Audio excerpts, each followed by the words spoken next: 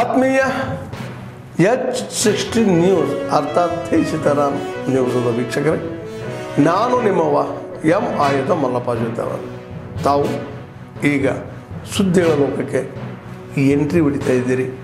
ಈ ಸುದ್ದಿಗಳನ್ನು ಪ್ರತಿಯೊಂದು ನೋಡೋ ಜೊತೆಗೆ ನಿಮ್ಮ ಅಭಿಪ್ರಾಯಗಳನ್ನು ಹೊಸ್ತಾ ಇರಿ. ಯಾಕಂದರೆ ಈ ಸುದ್ದಿಗಳು ನಿಮಗಾಗಿ, ನಿಮ್ಮ ಬದುಕಿಗಾಗಿ, ನಿಮ್ಮ ವೈಚಾರಿಕೆಗಾಗಿ, ನಿಮ್ಮ ತಿಳುವಳಿಕೆಗಾಗಿಯೂ ನಿಮಗೂ ಗೊತ್ತು. ಜೊತೆಗೆ ನಮಗೂ ನಿಮ್ಮೊಂದಿಗೆ ಇದೊಂದು ಮಾತಾಡುವಂಥ ಜೊತೆಗೆ ಸುದ್ದಿಗಳನ್ನು ಬಿಡುವಂಥ ಕೆಲಸ. ಈ ಕೆಲಸದಲ್ಲಿ ನಾವು ನಿಮ್ಮೊಂದಿಗಿದ್ದೀವಿ ಅಂತ ಹೇಳ್ತಾ ನೋಡ್ತಾ ಇರಿ ಸುದ್ದಿಗಳನ್ನು. ಕ್ಯಾಂಟೀನ್ ಸರ್ಕಾರಿ ನೌಕರಿಗೆ ಮಿಲಿಟರಿ ಕ್ಯಾಂಟೀನ್ ಮಾದರಿಯಲ್ಲಿ ಪ್ರತಿ ಜಿಲ್ಲೆಯಲ್ಲಿ ಸೆಂಟರ್ ಮಾಡಬೇಕು ಅಂತ ಹೇಳಿ ಈಗಾಗಲೇ ತೀರ್ಮಾನ ಆಗಿ ಸಭೆ ನಿರ್ಣಯಿಸಿದೆ. ಎಲ್ಲ ರಾಜ್ಯದ ಜಿಲ್ಲಾ ಕೇಂದ್ರಗಳಲ್ಲಿ, ನಮ್ಮ ಕರ್ನಾಟಕದಲ್ಲಿ ಎಲ್ಲ ಜಿಲ್ಲೆಗಳಲ್ಲೂ ಕೂಡ ಜಿಲ್ಲಾ ಕೇಂದ್ರದಲ್ಲಿ ಆಗ್ತಿದೆ. ನಾನು ಸಿರ್ಸಿ ಮತ್ತೆ ಕಾರವಾರ ಜಿಲ್ಲಾಧ್ಯಕ್ಷ ವಿನಂತಿ ಮಾಡ್ತೇನೆ, ಸರ್ಕಾರ MSL ಸಂಸ್ಥೆ ಮೂಲಕ ಆ ಒಂದು ಮಾಡುತ್ತೆ. ಎಲ್ಲ ಫುಡ್ ಗ್ರೈನ್ಸ್ ಇರ್ಬೋದು, ಎಲ್ಲ ವೆಸಲ್ಸ್ ಇರ್ಬೋದು, ಎಲೆಕ್ಟ್ರಾನಿಕ್ ಗೂಡ್ಸ್ ಇರ್ಬೋದು, ಅಥವಾ ಬೇರೆ ಬೇರೆ ಸ್ಟೇಷನರೀಸ್ಗಳಿರ್ಬೋದು, ಎಲ್ಲದೂ ಕೂಡ 20% 25% ಡಿಸ್ಕೌಂಟ್ ರೇಟ್ ಅಲ್ಲಿ ನಮ್ಮ ನೌಕರರಿಗೆ ಡಿಸ್ಕೌಂಟ್ ರೇಟ್ ಅಲ್ಲಿ ಪ್ರತಿ ತಿಂಗಳು ಕೊಡುವಂತ ವ್ಯವಸ್ಥೆ ಜಾರಿಗೆ ಬರುತ್ತೆ. Medicine, food grains, vessels, electronic goods, TV, mobiles, tape recorders, stationeries including vegetable, pharmacy goods, ಮೆಡಿಸನ್ಗಳಿಂದ ಹಿಡಿದು ಲಿಕ್ಕರ್ ಒಂದು ಮಾತ್ರ ಕೊನೆ ಡಿಶನ್ ತೊಗೊಳ್ತೀವಿ. ಲಿಕ್ಕರ್ ಅದೊಂದು ಮಾತ್ರ ಕೊನೆ ಡಿಶನ್ ತಗೊಳ್ಳೋಣ ಅಂತ ಪೆಂಡಿಂಗ್ ಇಟ್ಟಿದ್ದೀವಿ. ಮತ್ತು ನೀವೆಲ್ಲ ಹೋಗಿ ಜಾಸ್ತಿ ತಗೊಂಡು ಮನೆಗೆ ಶುರು ಮಾಡ್ಕೊಳ್ತೀರಾ ಅಂತ ಹೇಳಿ ಅದೊಂದು ಪೆಂಡಿಂಗ್ ಇಟ್ಟಿದ್ದೀವಿ. ಬಹುಶಃ ಬೆಂಗಳೂರಿನಲ್ಲಿ ಇನ್ನೊಂದು 2 ತಿಂಗಳಿಗೆ ಪ್ರಾರಂಭ ಆಗುತ್ತೆ. ಇಡೀ ರಾಜ್ಯದ ಎಲ್ಲ ಜಿಲ್ಲೆಯಲ್ಲಿ ಆಗುತ್ತೆ. ಒಂದು ಫ್ಯಾಮಿಲಿ 1 ವರ್ಷಕ್ಕೆ ಒಂದು 2 ಲಕ್ಷ ರೂಪಾಯಿ ಮೆಟೀರಿಯಲ್, ಏನೋ 2 ಲಕ್ಷ ರೂಪಾಯಿ 1 ವರ್ಷದ ಒಂದು ಕುಟುಂಬದ ಏನು ಬೈ ಮಾಡಿದ್ರೆ ಒಂದು 20% ಇಟ್ಕೊಂಡ್ರೆ 40,000 ರೂಪಾಯಿ ಕುಟುಂಬಕ್ಕೆ ಉಳಿತಾಯ ಆಗುತ್ತೆ. ಆ ಕೆಲಸವನ್ನ ಸಂಘ ಮಾಡಿದೆ ಅನ್ನೋದನ್ನ ಬಹಳ ಅಭಿಮಾನದಿಂದ ಹೇಳಲಿಕ್ಕೆ ಬಯಸ್ತಾನೆ. ಒಂದು ಸಂಸ್ಥೆ ಮೂಲಕವಾಗಿ ಮಾಡುವಂತ ಯೋಜನೆ ಇದಾಗಿದೆ. ಒಂದು ಅದ್ಭುತವಾಗಿರುವಂತ ಯೋಜನೆಯನ್ನ ಇನ್ನೊಂದು 2-3 ತಿಂಗಳು ಮತ್ತೆ ಅಧ್ಯಕ್ಷರೇ ಎಲ್ಲಿ ಬರಲಿಲ್ಲ ಅಂತ ವಾಟ್ಸಪ್ ಅಲ್ಲಿ ಫೋನ್ ಮಾಡೋದು ಕೇಳಕ್ ಹೋಗ್ಬೇಡಿ. ಟೈಮ್ ಬೇಕು, ಪ್ಲಾನ್ ಮಾಡಬೇಕು. ಈಗಿನ್ನೂ ಪ್ರಾರಂಭ ಮಾಡಿದ್ದೇವೆ. ಒಂದು 5 ತಿಂಗಳು 6 ತಿಂಗಳಲ್ಲಿ ಬೆಂಗಳೂರಲ್ಲಿ ಪ್ರಾರಂಭ ಮಾಡಿ ಇಡೀ ರಾಜ್ಯದಲ್ಲಿ ತರುವಂತ ಕೆಲಸವನ್ನ ಮಾಡ್ತೇವೆ. ಇದು ಕೂಡ ಒಂದು ಅದ್ಭುತವಾಗಿರುವಂತ ಯೋಜನೆ. ಹೆಣ್ಮಕ್ಳಿಗೆ ಖುಷಿ ಆಯ್ತೋ ಇಲ್ವಾ? 40,000 ರೂಪಾಯಿ ತಿಂಗಳ ಉಳಿತು. ಯಾರಿಗೆ ಕೊಡ್ತೀರಾ ನೀವು? ವರ್ಷಕ್ಕೆ ಯಾರಿಗೆ ಕೊಡ್ತೀರಾ? ನಮಗೆ ಕೊಡ್ತೀರಾ? ನೀವು ಬೈಕೊಂಡಿದ್ರೆ ಸಾಕು. ಒಂದ್ಸಲ ಡ್ರಾ ಮಾಡಿ. ಆ ಕಷ್ಟ ತಡೆಯಕ್ಕಾಗದೆ ಆ ಹೆಲ್ತ್ ಸ್ಕೀಮ್ ಅಲ್ಲಿ ನಿಮ್ ತಂದೆ ತಾಯಿಂದರನ್ನು ಕೂಡ ಈ ವ್ಯಾಪ್ತಿಗೆ ತರಲಿಕ್ಕೆ ಅದು ಬಹುಮುಖ್ಯ ಕಾರಣ ಅನ್ನೋದನ್ನ ಹೇಳಲಿಕ್ಕೆ ಬಯಸ್ತೇನೆ. ಸೊ ಹೀಗೆ ಅನೇಕ ಸಂದರ್ಭ ಇರ್ಬೋದು. ನಿಮ್ ಬಹಳ ಜನ ಟೀಚರ್ಸ್ ಬಂದಿದ್ದೀರಾ, ನಿಮ್ಗೆ 10 CL ಅನ್ನ ಸರ್ಕಾರ ಮಾಡ್ತು, ಮತ್ತೆ ಅದನ್ನ ಎಕ್ಸ್ಟ್ರಾ ಮಾಡಿ 15 CL ಉಳಿಸಬೇಕು ಅಂತ ಹೇಳಿ ಹೋರಾಟ ಮಾಡಿ ಕ್ಯಾಬಿನೆಟ್ ತಂದು ಯಡಿಯೂರಪ್ಪನವರು ಮುಖ್ಯಮಂತ್ರಿಗಳಿದ್ದಾಗ 15 CL ಕೊಡ್ಸಿದ್ವಿ. 5 ದಿನದ ಸಂಬಳ ಎಷ್ಟಾಯ್ತು? 180 ದಿನದ ಸಂಬಳ ಎಷ್ಟಾಯ್ತು? ಫೆಸ್ಟಿವಲ್ ಅಡ್ವಾನ್ಸ್ ವಿತೌಟ್ ಇಂಟ್ರೆಸ್ಟ್ 25,000, ಈಗ 50,000 ರೂಪಾಯಿ ಹೋಗ್ತಾ ಇದೆ. ಅದನ್ನು ಈ 2-3 ತಿಂಗಳಲ್ಲಿ 50,000 ಫೆಸ್ಟಿವಲ್ ಅಡ್ವಾನ್ಸ್ ಮಾಡಿಸ್ತೇವೆ. ಅದಾದ್ಮೇಲೆ 12 ದಿನ ಸ್ಪೆಷಲ್ ಲೀವ್. ಎಷ್ಟಾಯ್ತು ಸಂಬಳ? 180, 12 ಮತ್ತೆ 5 ಇಂಟು ಒಂದು 20 ವರ್ಷ 100 ದಿವಸ. ಏನ್ರಿ 400 ದಿನದ ಸಂಬಳ ಇಲ್ರಿ, ಹಂಗೆ ಬಂದ್ಬಿಡ್ತಲ್ರಿ. ಯಾಕೆ ಇಷ್ಟು ವರ್ಷ ಇದಾಗ್ಲಿಲ್ಲ? ಯೋಚನೆ ಮಾಡ್ಬೇಕಲ್ಲ. ಹಾಗಾಗಿ ಇದೆಲ್ಲ ಕೂಡ ಆಗಿದೆ. ಇದ್ರ ಜೊತೆ 7th ಪೇ ಕಮಿಷನ್ ಆಯ್ತು. ಎಲ್ಲರೂ ಸಂಬಳ ತಗೊಂತಿದ್ದೀರಾ? ಚೆನ್ನಾಗಿ ಖುಷಿಯಾಗಿದ್ದೀರಲ್ಲ? ಚಪ್ಪಾಳೆನ ಕಡಿಮೆ ಆಗ್ತಿದೆ, ನನಗೆ ಸ್ಪಿರಿಟ್ ಬರ್ತಾ ಇಲ್ಲ. ನಾವು ಕಷ್ಟಪಟ್ಟು ಮಾತಾಡ್ತಿದ್ದೀವಿ. ನಾವು ಹೊರಗಡೆಯವರು, ನಮಗೆ ಸೆಕೆ ಆಗ್ತಾ ಇದೆ. ನೀವು ಇಲ್ಲೇ ಲೋಕಲ್, ನಿಮ್ಗೆ ಅಡ್ಜಸ್ಟ್ ಆಗ್ಬಿಡುತ್ತೆ. ಫಿಸಿಕಲಿ ನಿಮ್ಮ ಬಾಡಿ ಅದಕ್ಕೆ ಪರ್ಮಿಟ್ ಕೊಟ್ಟಿರುತ್ತೆ. ಆದ್ರೆ ಯಾಕೋ ಸೆಂಟ್ರಲ್ ಪೇ ಕಮಿಷನ್ ಬೇಕೋ ಬೇಡವಾ? ಜೋರಾಗಿ ಹೇಳ್ರಿ, ಚಪ್ಪಾಳೆ ಅಲ್ರಿ, ಬೇಕು ಅಂತ ಹೇಳ್ರಿ. ಬೇಕೇ ಬೇಕು. ಏನ್ ಬೇಕು? Central pay commission. ಅಲ್ಲ, ಕೇಳಿಸ್ತಾ ಇದೆ ತಾನೇ ನಾನು ಹೇಳೋದಲ್ಲ?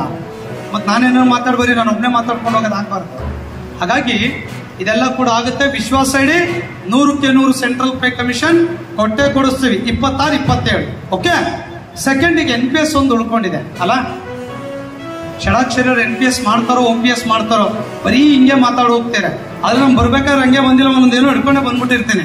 ಬಟ್ NPS ಸ್ವಲ್ಪ ಲೇಟ್ ಆಗ್ತಿದೆ, ನನಗೆ ಕೂಡ ಅರ್ಥ ಆಗಿದೆ. ಯೋಚನೆ ಮಾಡೋದು ಬೇಡ, ಸರ್ಕಾರ ಫೈನಲ್ ರಿಪೋರ್ಟ್ ಎಕ್ಸ್ಪೆಕ್ಟ್ ಮಾಡ್ತಾ ಇದೀವಿ. ಅಂತಿಮ ಹಂತಕ್ಕೆ ಬಂದಿದೆ, ರಿಪೋರ್ಟ್ ಅನ್ನ ತರಿಸ್ಕೊಳ್ತಾರೆ. ಮಾನ್ಯ ಮುಖ್ಯಮಂತ್ರಿಗಳು ಕೂಡ ಮುಂದಿನ ವಾರದಲ್ಲಿ ನಮ್ಮ ಕಾರ್ಯಕ್ರಮದಲ್ಲಿ ಒಂದ್ರಲ್ಲಿ ಭಾಗಿಯಾಗ್ತಾ ಇದ್ದಾರೆ. ಮುಖ್ಯಮಂತ್ರಿಗಳು ಕೂಡ ಹೇಳಿದ್ದಾರೆ ರಿಪೋರ್ಟ್ ತರಿಸ್ಕೊಂಡು ಇಂಪ್ಲಿಮೆಂಟ್ ಮಾಡ್ತೇವೆ ಅಂತ ಹೇಳಿ. ವಿಶ್ವಾಸ ಇಡಿ, ಅದ್ ಯಾರು ಏನೇ ಹೇಳಲಿ, ಯಾರು ಏನೇ ಮಾತಾಡ್ಲಿ, ನಾವು NPS ನ OPS ಮಾಡೇ ತೀರ್ತೇವೆ. ಸ್ನೇಹಿತರೆ, ಇವತ್ತೇ ನಾವು ಹರಿಹರದ ಏನು ತುಂಗಭದ್ರಾ ನದಿ ಇರ್ತಕ್ಕಂಥ ಒಂದು ಸೇತುವೆ ಮೇಲಿದ್ದೀವಿ. ಈ ಒಂದು ಸೇತುವೆ ಮೇಲೆ ಸುಮಾರು ಸಾವಿರಾರು ವಾಹನಗಳು ಓಡಾಡ್ತಾ ಇದ್ದಾವೆ. ಅದೇ ರೀತಿ ಈ ಒಂದು ಹಾವೇರಿ ಆಗಿರ್ಬೋದು, ಮತ್ತು ರಾಮನಗರ ಆಗಿರ್ಬೋದು, ಅದೇ ರೀತಿ ಎಲ್ಲ ರೀತಿಯ ಒಂದು ಊರುಗಳಿಗೆ ಇಲ್ಲಿ ಒಂದು ಮಧ್ಯವಂತ ಭಾಗ ಆಯಿತು. ಈ ಒಂದು ಸೇತುವೆ ಮೇಲೆ ಹಲವಾರು ಗಾಡಿಗಳು ಸಂಚಾರ ಮಾಡಿದ್ರೆ ಬೀದಿ ದೀಪಗಳಿಲ್ಲ, ನೀವೇ ನೋಡ್ತಾ ಇದ್ದೀರಿ. ಇಲ್ಲಿ ಇದಕ್ಕಿಂತ ಎಲ್ಲವೂ ಕಾರ್ಯನಿರ್ವಹಿಸ್ತಾ ಇದ್ವಿ. ಯಾಕೆ ಇತ್ತೀಚಿನ ಈ ಒಂದು ಬೀದಿ ದೀಪಗಳು ಇಲ್ಲಿ ಕಾರ್ಯನಿರ್ವಹಿಸ್ತಾ ಇಲ್ಲ? ಏನು ನಾವು ಮಾನ್ಯ ಹೊರಗೆ ಏನು ಪ್ರಜಾವಾಣಿ ಪತ್ರಿಕೆಯಲ್ಲಿ ಈ ಒಂದು ಸುದ್ದಿನಿಂದ ಇಂದು ಬೆಳಗ್ಗೆ ಬಿತ್ತರಾಗುತ್ತೆ. ಅದು ನೋಡಿದ ತಕ್ಷಣ ನಮಗೆ ಒಂದು ಆಶ್ಚರ್ಯ ಆಗ್ಬಿಡುತ್ತೆ. ಏನಪ್ಪ ಇಲ್ಲಿ ಸಾವಿರಾರು ಜನ ಓಡೋ ಒಂದು ಜಾಗದಲ್ಲಿ ಯಾವುದೋ ಅನುಮತಿ ಯಾಕೆ ತೊಂದರೆ ಅಂತಕ್ಕಂಥ. ಅಂದರೆ ಇಲ್ಲಿ ಅದಕ್ಕೆ ಉದಾಹರಣೆ ನಗರಸಭೆ ಅಂತಕ್ಕಂಥ ಹಲವಾರು ಇದು ತೆರಿಗೆಗಳನ್ನು ಅವರು ಕಟ್ಕೊಳ್ತಾರೆ. ಎದಕ್ಕಪ್ಪ ಅಂತಂದರೆ ಈ ಒಂದು ರಸ್ತೆ ಚರಂಡಿ ಆಗಿರ್ಬೋದು, ಅದೇ ರೀತಿ ಬೀದಿ ದೀಪಗಳಾಗಿರ್ಬೋದು, ಇದ್ರ ಸಂಬಂಧನೇ ನಾವು ಟ್ಯಾಕ್ಸನ್ನು ಕಟ್ತೀವಿ. ಅಂಥ ಒಂದು ಬೀದಿ ದೀಪಗಳು ಇವತ್ತು ಕಾರ್ಯನಿರ್ವಹಿಸ್ತಾ ಇಲ್ಲ. ಅಂದರೆ ಇವತ್ತು ಎಲ್ಲ ಸಣ್ಣ ಸಣ್ಣ ಕಟ್ಟಿವೆಲ್ಲ ಕೊಲೆಗಳಾಗ್ತವೆ, ದೊಡ್ಡ ಸುದ್ದಿಗಳೇ ಆಗ್ತದೆ. ಅದೇ ಕಟ್ಟ ಇದನ್ನು ಅರ್ಧ ಗಂಟೆ ಬಿಟ್ಟರೆ ಯಾರ್ಯಾರು ನಿರ್ಜನ ಪ್ರದೇಶ ಇಲ್ಲ, ಕೊಲೆ ಬೇರೆ ಇದೆ, ಯಾರೋ ಏನೋ ವೇಟ್ ಮಾಡಿ ಏನೋ ಮಾಡಿಬಿಟ್ರೆ ಅನಾಹುತವಾದ ಯಾಕೆ ಜವಾಬ್ದಾರಿ ಇದಕ್ಕೆ? ಕೂಡಲೇ ಸಂಬಂಧಪಟ್ಟಂಥ ಅಧಿಕಾರಿಗಳು ಏನು ಈ ಒಂದು ನಾಳೆ ಬೀದಿ ದೀಪಗಳು ಏನು ಒಂದು ಪುನಃ ಕಾರ್ಯನಿರ್ವಹಿಸಬೇಕು. ಇಲ್ಲ ಅಂದರೆ ನಮ್ಮ ಕರ್ನಾಟಕ ರಕ್ಷಣೆ ನಾವು ಕರ್ನಾಟಕ ರಕ್ಷಣೆ ಪ್ರವೀಣ್ ಶೆಟ್ಟಿ ಮಾಡೋದಕ್ಕೆ ನಾವು ಆಗ್ರಹ ಪಡಿಸ್ತಾ ಇದ್ವಿ. ಮಾನ್ಯ ಕೂಡಲೇ ಸಂಬಂಧಪಟ್ಟ ಅಧಿಕಾರಿಗಳು ಈ ಇಲಾಖೆ ಈ ಒಂದು ಬೀದಿ ದೀಪಗಳನ್ನು ಪುನಃ ಕಾರ್ಯಾರಂಭ ಮಾಡಿ ಸಾರ್ವಜನಿಕ ಅನುಕೂಲ ಮಾಡಿಕೊಡ್ಬೇಕು. ಇಲ್ಲಾಂದರೆ ನಾವು ಮುಂದಿನ ದಿನಗಳಲ್ಲಿ ನಗರಸಭೆ ಒಂದು ಇದೇ ಜಾಗದಲ್ಲಿ ನಾವು ರಸ್ತೆ ತಡೆ ಮಾಡೋದ್ರ ಮುಖಾಂತರ ಪ್ರತಿಭಟನೆ ಮಾಡಲಾಗುತ್ತೆ ಅಂತೇಳಿ ನಮ್ಮ ಕರ್ನಾಟಕ ರಕ್ಷಣೆ ವೇದಿಕೆ ಪ್ರವೀಣ್ ಶೆಟ್ಟಿ ಮಾಡೋದು ನಾವು ಆಗ್ರಹ ಪಡಿಸ್ತಾ ಇದ್ದೀವಿ.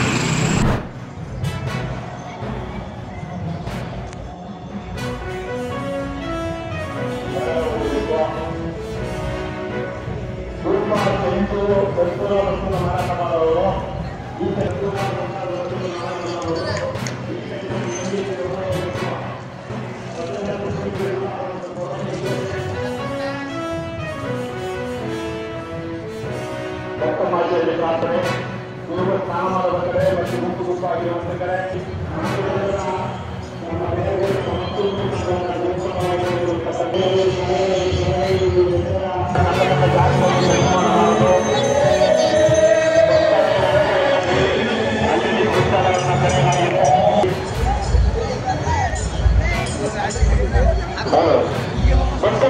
ಪ್ರಾರ್ಥನೆ ಮಳೆ ನಾಗೇಶ್ವರ ಸ್ವಾಮಿಯವರಿಗೆ ವಿಶ್ವೇಶ್ವರ ಸ್ವಾಮಿಯವರಿಗೆ ವಿಶೇಷ ಸೇವೆ ನೈವೇದ್ಯ ಉತ್ತಮರು ಸಹಕರಿಸಬೇಕಾಗಿ ವಿನಂತಿಸಿಕೊಳ್ಳುತ್ತೇವೆ. ಮಲೆ ಮಹೇಶ್ವರ ಸ್ವಾಮಿಯವರಿಗೆ ವಿಶೇಷ ಸೇವೆ ನೈವೇದ್ಯ ಜರುಗುತ್ತಿರುವುದರಿಂದ 8:30 ನಿಮಿಷ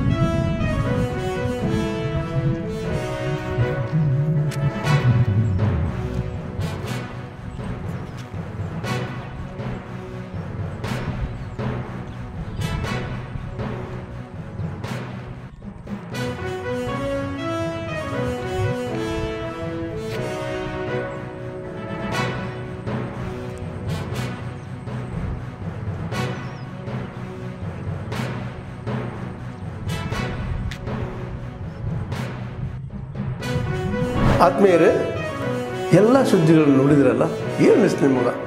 ಇದರಲ್ಲೇ ನಿಮ್ಗೆ ಲೈಕ್ ಆಗಿರ್ಬೋದು, ಡಿಸ್ಲೈಕು ಆಗಿರ್ಬೋದು, ಕಾಮೆಂಟ್ ಬೇಡಪ್ಪ ಅಂತೂ ಅನಿಸಿರ್ಬೋದು, ಕಾಮೆಂಟ್ ಮಾಡಬೇಕಪ್ಪ ಅನಿಸ್ಬೋದು, ಶೇರ್ ಮಾಡಬಾರ್ದಪ್ಪ ಅನಿಸಿರ್ಬೋದು, ಅದು ಮಾಡಬೇಕು ಅನಿಸಿರ್ಬೋದು. ಏನಾದರೂ ಆಗಲಿ ಶೇರ್ ಮಾಡ್ತಾಯಿರಿ, ಈ ನ್ಯೂಸ್ಗಳನ್ನ ಹಂಚ್ತಾಯಿರಿ, ಜೊತೆಗೆ ಇದಕ್ಕೆ ಸಬ್ಸ್ಕ್ರೈಬ್ ಆಗ್ತಾಯಿರಿ ಅಂತ ಹೇಳ್ತಾ H16 ನ್ಯೂಸ್ ಅರ್ಥಾತ್ ಹೇ ಸೀತಾರಾಮ್, ಇದು ಸತ್ಯದ ಕೈಗೆ ನಡಿ ವಂದನೆಗಳು.